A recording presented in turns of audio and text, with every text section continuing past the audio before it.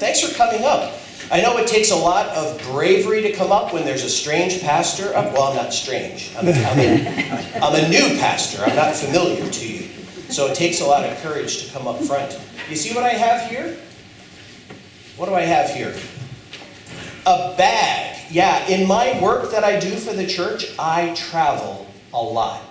I was just in Florida this past week. The week before, I was in Virginia and Washington, D.C. and Maryland. Next week, I'll be in Chicago, and then I look forward after that to going to Texas.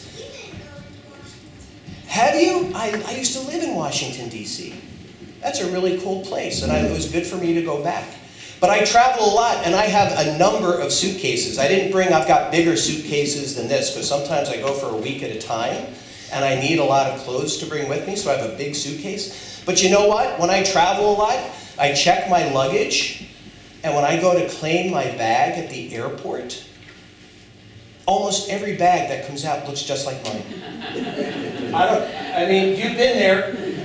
When the airports say check your luggage carefully because many bags look alike, they're not kidding. If I had $1 for every black bag with wheels that look like mine, well, we'd be sending everybody to seminary with full tuition and living expenses and everything else because there are millions of them. But one thing that I do so that I know this is my bag, let me show you. You see what's on top here? First of all, this is a luggage tag, and it's this nice blue color. And then inside, it has my name on it, and it has my phone number, so that if it ever gets lost and somebody finds it, they know how to reach me. But when I see this coming, even from ways away, and I see that tag, I know this bag belongs to me. It doesn't belong to somebody else. In our second reading for today, Paul is writing to a congregation not different very much from Emmanuel.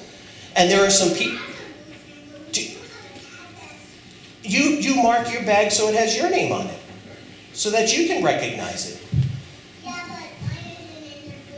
Well, that's okay. Whatever color. Sometimes I've seen people with ribbons, purple ribbons, yellow string, anything that marks it as yours, so you know it's yours. In the second reading for today, there were people in that congregation Paul was writing to who said that they belonged to Paul, or they belonged to Apollos, who was another leader in the congregation, and many of them were baptized. When Paul was there, he baptized some people, and people thought, if Paul baptized me, I belong to Paul. And some people thought, if Apollos baptized me, I belong to Apollos. And Paul says, no. If you were baptized, you don't belong to the pastor who baptized you. You belong to God. And when you're baptized, the sign of the cross is marked on your head so that you'll always remember that you belong to God. You don't belong to Pastor Paul, or now Bishop Paul, or Pastor Roger, or Pastor Mark, or anybody else. You're God's special child.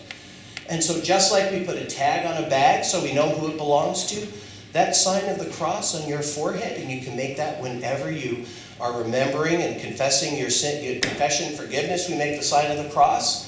You can do that to remember that you were baptized and that you are a beloved child of God. Last week, were you here for worship last week?